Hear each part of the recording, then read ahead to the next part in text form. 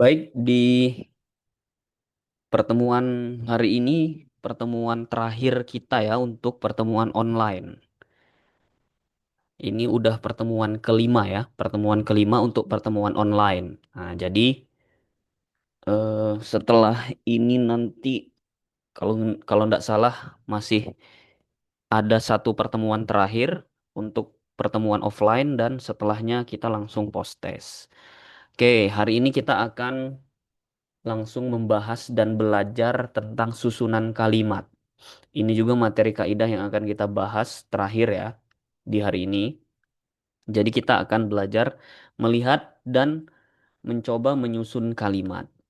Nah, susunan kalimat dalam bahasa Arab itu ada apa aja sih? Nah, susunan kalimat dalam bahasa Arab itu dia terdiri dari fiil sama fa'il dan maf'ul. Kalau dalam bahasa Indonesia itu dia ada subjek, itu namanya fa'il, orang yang melakukan. Kemudian ada predikat pekerjaannya, fi'il, kemudian ada objek. Objek itu namanya maf'ul, gitu ya. Nah, jadi fi'il itu apa? Fi'il kan kata kerja, kata kerjanya. Nah, setiap kata kerja itu ada orang yang melakukan. Orang yang melakukan dalam bahasa Arab itu kita sebut fa'il, pelakunya atau subjeknya, orang yang melakukannya, namanya fa'il. Diingat-ingat ya. Kalau fi'al kata kerjanya, fa'il orang yang melakukan. Nah, objek atau sesuatu yang dikenai oleh pekerjaan itu kita sebut dengan maf'ul. Apa itu objek? Contoh misalkan saya menendang bola, ya kan? Saya di situ sebagai fa'il, fi'ilnya apa? Kata kerjanya apa? Menendang. Nah, objeknya apa? Bola. Jadi bola di situ sebagai maf'ul. Nah, diingat-ingat fi'il, fa'il, maf'ul. Kata kerja, pelaku dan objeknya. Nah, kalau dia kata kerja itu fiil, dia memiliki bentuk sendiri. Ada fiil madi dan fiil mudhari, seperti yang sudah kita bahas di beberapa minggu sebelumnya. Tergantung fiil madi dan fiil mudhari ini domirnya apa, maka bentuknya akan mengikuti. Nah, karena dia memang fiil kata kerja, maka ya dia kata kerja. Fiil madi dan fiil mudhari. Maka dia pasti bukan isim dan bukan harf kalau dia kata kerja. Nah, ketika dia pelaku dan objeknya ini pasti adalah jenisnya itu pasti isim, gitu ya. Jadi kan seperti di materi pertama kita, eh, jenis kata dalam bahasa Arab itu hanya ada tiga, fiil, isim, harf, gitu kan. Jadi kalau nggak dia fiil ya antara isim dan harf. Kalau dia nggak isim ya antara fiil dan harf ya hanya tiga itulah. Nah, kalau fiil ya udah dia udah pasti fiil.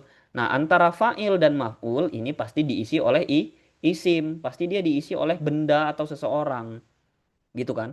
Ya nggak mungkin lah pelakunya itu adalah kata kerja lagi, kan nggak jadi satu kalimat. Contohnya misalkan melihat menendang, nah nggak bisa. Melihat menendang ini semuanya predikat, harus ada subjeknya. Nah, subjeknya ini kan pasti orang.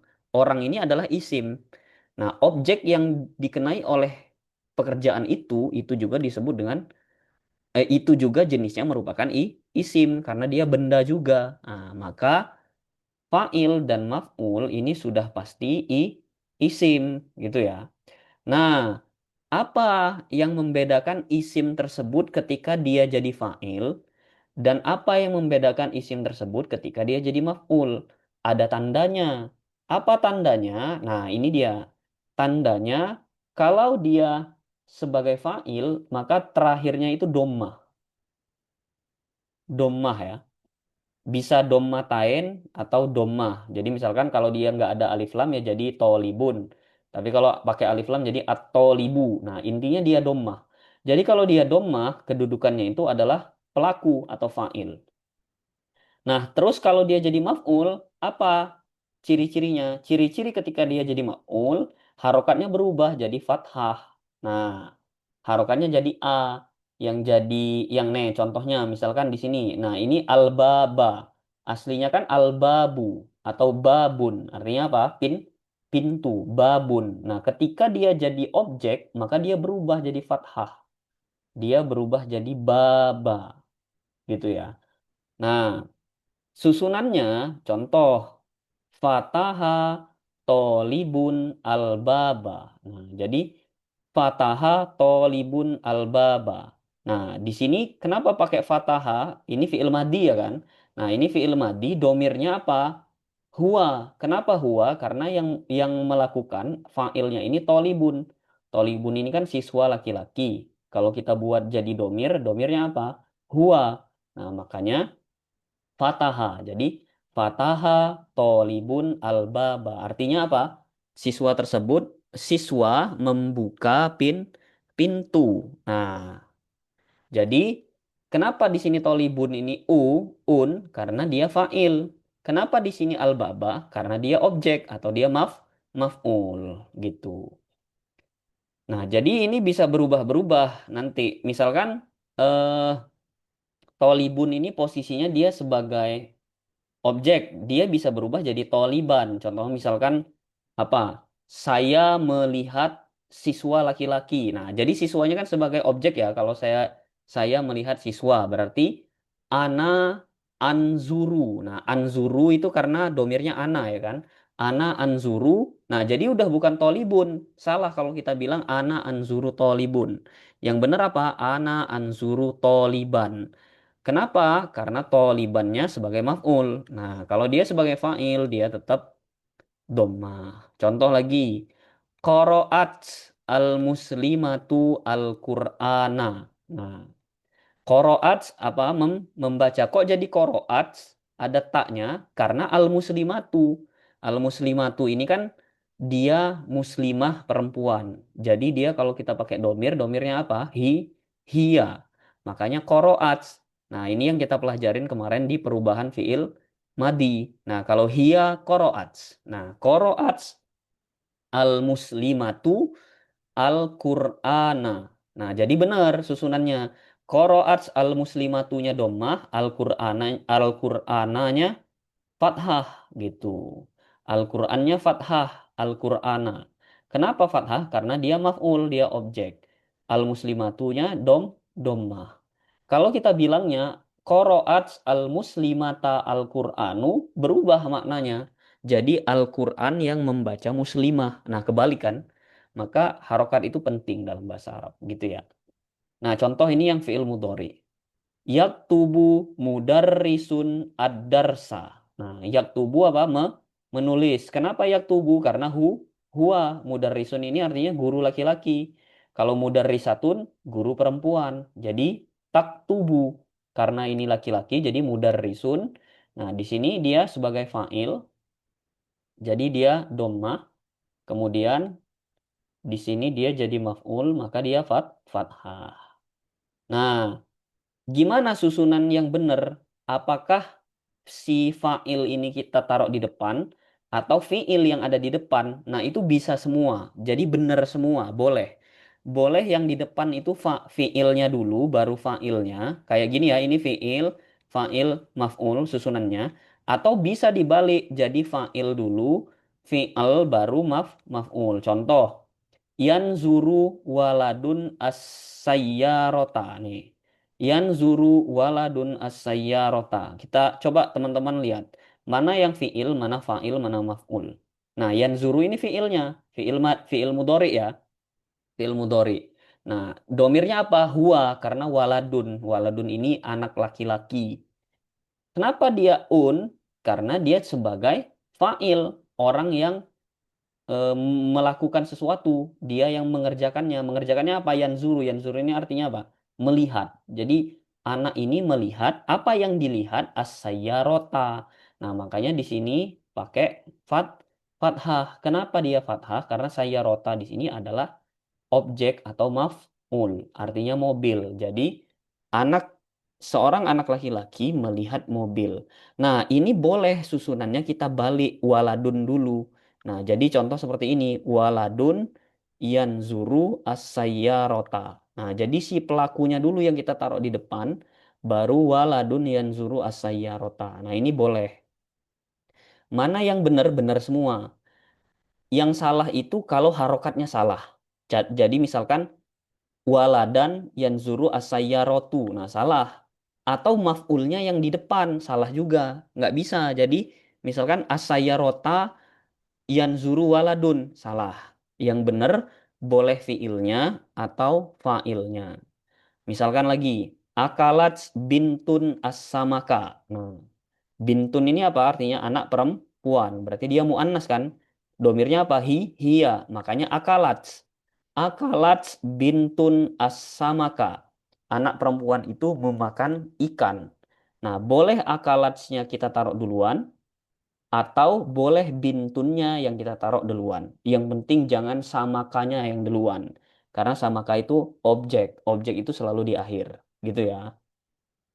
Nah, jadi boleh akalat bintun as-samaka atau bintun akalat as-samaka.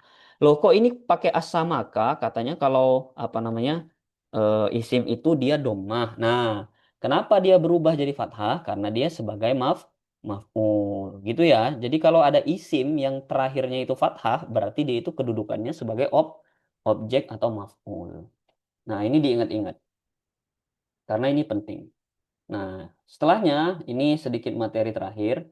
Kita udah kenal dengan harf ya kemarin ya. Harf itu ada namanya harfu jar. Harfu jar itu ini fi, ila, an, ala, min. Nah, setiap isim yang sebelumnya itu ada harfu jar ini, fi, ila, an, dia berubah jadi kasroh. Jadi contoh, biasanya kan faslun ya kan, al-faslu. Nah, biasanya al-faslu, kelas. Aslinya domah. Nah, tapi karena ada fi, dia berubah jadi fil fasli. Jadi harokatnya berubah jadi kasroh. Min. Nah, baitun. Biasanya baitun. Karena ada min berubah jadi baitin. Kemudian ila, biasanya sukun berubah jadi ila suki. Kenapa? Karena sebelumnya ada ila. Ila itu harfu jar. Nah, jadi isim yang sebelumnya ada harfu jar khususnya, itu dia berubah jadi kasroh. Nah, rumus-rumus ini penting teman-teman ingat. Karena nanti di soal itu ada soal-soal yang menyusun kalimat. Atau kita disuruh nyari fa'il atau maf'ulnya. Nah, dengan kita tahu ciri-ciri harokatnya, kita bisa lebih mudah nyusunnya. Contoh ini ya. Di sini ada contoh soal. Misalkan nih. Nah, ada perintah seperti ini. Rottib hazihil kalimah hatta takuna jumlah sohihah. Susun. Nah, artinya kalau ada rotib, ini rotaba ini artinya susun gitu ya. Susun kalimat tersebut menjadi kalimat yang sempurna. Contoh di sini soalnya Nazoro al-baiti fi al-maktaba Ibrahim. Nah, ingat di sini semua ilmu kaidah yang udah kita pelajarin bakalan kita pakai semua. Pertama, kita identifikasi dulu mana fiil dan fa'ilnya. Karena itu yang di depan kan. Tadi cuma ada dua pilihan. Kalau nggak fiil, ya fa'il yang di depan. Nah, kalau dia fiil, fiil itu pasti fiil madi. Kalau nggak fiil mudhari. Berarti dia bukan isim. Nah, pertama kita cari dulu fiil. Mana di antara Nazoro, Al-Baiti, Fi, Al-Maktabah, sama Ibrahim yang merupakan fiil? Ini udah jelas dia isim karena alif lam. Fi ini dia pendek berarti dia harf. Al-Maktaba ada alif lam berarti isim. Ibrahim nama orang berarti isim. Kalau semuanya ini isim dan ini harf berarti Nazoro inilah fiil. Nah, ini fiil madi udah jelas juga karena kelihatan ciri-cirinya. Nah, berarti ini nih yang pertama. Nah, ini yang pertama, kita lihat. Setelah kita ketemu fiil, kita cari fa'il. Fa'il itu apa ya? Apa namanya tandanya? Kita ingat, tanda fa'il itu apa? Dom, dommah. Berarti kita cari yang dommah di sini mana? Baiti ini kasroh. Fi ini haraf dia. Nggak mungkin dia fa'il. Al-maktaba di sini dia fathah. Nah, Ibrahimu. Berarti Nazoro ini nomor satu, Nazoro nomor satu, Ibrahim nomor dua. Nah, ingat setelah fiil, fa'il ada maf'ul. Nah, maf'ul itu adalah yang dia berharokat fathah. Berarti ini yang ketiga. Nazoro, Ibrahim, Al-Maktaba. Nah, antara fi dengan al-baiti mana ya yang duluan? Nah, kita ingat tadi ada materi setelah harful jar itu adalah kasroh. Maka nggak mungkin al-baiti ini sebelum fi. Jadi al-baiti fi. Yang benar apa? Fi dulu baru al-baiti. Nah, jadi al-baiti ini yang terakhir. Kenapa? Karena dia kasroh. Kok dia ini bisa kasroh? Karena sebelumnya harus ada harfu jar. Mana? Ini. Jadi susunannya bisa Nazoro Ibrahimu al-maktaba fil baiti. Nah, atau tadi ya boleh fa'ilnya dulu baru fi'il. Itu boleh. Jadi Ibrahim Nazoro al-maktaba fil baiti. Jadi antara fi'il sama fa'ilnya aja yang boleh ditukar. Misal lagi nih. Al-kursiyyi ala at-talibatu jalasat fil fasli. Nah, kita cari dulu. Kita cari fiilnya dulu deh, biar mudah. Karena biasanya dalam satu kalimat itu fiilnya itu cuma satu, nggak banyak. Nah, mana nih yang kira-kira fiil? Ini ada alif lam, isim. Ala haraf. At-talibatu ada alif lam. Nah, jalasat nih, nggak ada alif lam dia. Bukan juga, berarti ini udah bukan isim. Oh iya, jalasat ini adalah salah satu fiil madi, gitu ya. Cuma dia domirnya hia, makanya dia jalasat. Nah, fi haraf udah jelas. Al-fasli juga isim. Berarti yang pertama ini nih jalasat udah ketahuan. Ingat setelah fiil kita cari fa'il. Fa'il ciri-cirinya apa? Domma. Nah, kan cuma ini yang ada domma. Ya udah, berarti jalasat atau libatu. Bener juga, atau libatu ini dia muannas. Hia, makanya dia jalasat. Setelah itu kita cari maf'ul. Ingat, maf'ul apa ciri-cirinya? Fat, fathah. Nah, di sini ada nggak yang dia fathah? Oh, nggak ada. Berarti kalau dia nggak ada yang fathah, kita cari. Oh, ini dia ini kasroh semua. Berarti kalau ini semuanya kasroh, sebelumnya ada harfu jar. Pas benar juga memang ada dua harfu jarnya. Gini. Nah, tinggal ya udah kita urutin aja. Nah, ingat kan kalau ala itu artinya di atas. Berarti nggak mungkin di atas kelas. Berarti kalau di atas itu di atas kursi. Berarti pasangannya ini. Alal kursi. Makanya dia kasroh. Nah, kalau yang ini di dalam kelas. Ya udah, tinggal kita urutin jalasat. Jadinya ini jalasat atau libatu alal kursiyyi fil fasli. Nah, jadi siswi itu duduk di atas kursi di dalam kelas atau bisa ditukar atau libatu jalasat alal kursiyyi fil fasli. Nah, jadi harus diingat ya. Ciri-ciri fa'il itu dhammah, kalau dia ciri-ciri maf'ul itu fathah. Kemudian kalau ada harfu jar sebelumnya itu maka isimnya harus jadi kasroh. Nah, ini yang untuk menyusun kalimat. Jadi tips-tipsnya itu diingetin. Oke, terakhir nih ada juga soal yang kita disuruh ganti. Ini sama seperti sebelumnya, cuma ini lebih panjang. Ghayyir ad-dhamir fil jumlah alatiyah ila dhamir munasib. Ganti domir pada kalimat ini yang dia dengan domir yang diperintahkan. Nah, contoh, ini kalimatnya. Nah, kita lihat dulu kalimat yang dia dipengaruhi oleh domir apa aja. Ada fiil, kemudian ada kepemilikan, ya kan? Ingat ya, ada fiil, ada kepemilikan, dan objek. Objek yang dia sebagai domir. Nah, itu dia dipengaruhi oleh domir. Jadi kalau domirnya berubah, bentuknya juga berubah. Pertama kita cari fiil. Nah, zahaba ini fiil kan? Berarti dia ini nanti berubah. Nah, atolibu ini nanti jadi pelakunya. Berarti domirnya nanti berubah nih atolibu. Ilal madrosati enggak ya, karena dia haraf nggak dipengaruhi, dia juga nggak ada kepemilikan nih. Yadkhulu. Nah, yadkhulu ini fiil. Berarti dia nanti bakalan berubah. Ila fasli nggak ada kepemilikan, jadi dia nggak berubah. Nah, huwa ini domir, pasti berubah. Ya jelisu juga berubah. Alal kursiyi enggak, karena dia nggak ada kepemilikan domir atau apapun. Yaktubu fi'il mudhari, berarti berubah. Ad-darsa alal kurrosati nggak berubah. Kenapa? Karena nggak ada domirnya.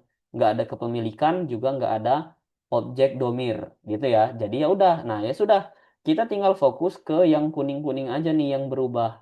Diubahnya jadi apa? Jadi Fatimah nih perintahnya. Berarti atolibu kita ubah jadi Fatimah. Nah, zahaba berubah jadi zahabat.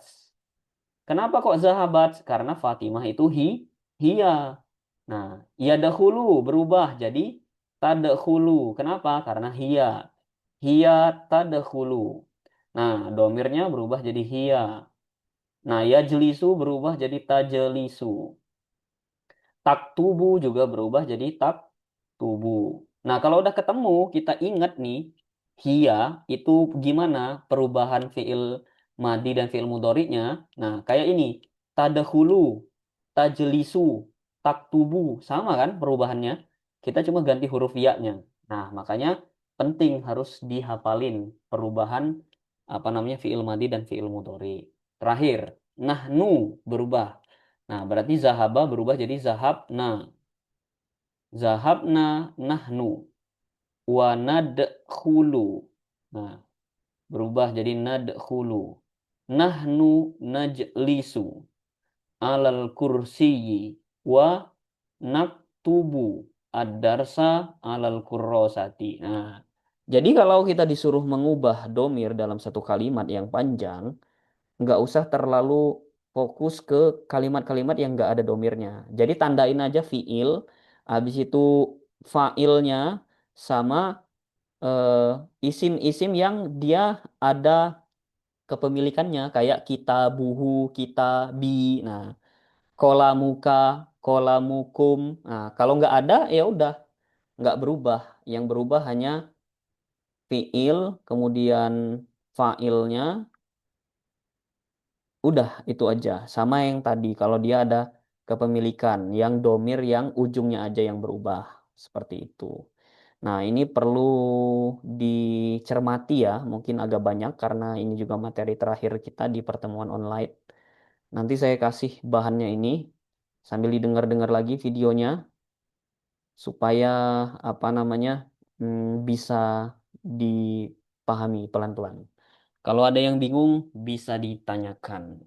Nanti saya kasih juga soal latihan yang nilainya untuk menambah nilai akhir. Jadi harus dikerjakan dan dikerjakan sebaik-baiknya ya. Oke, kalau bingung setelah ini boleh bertanya.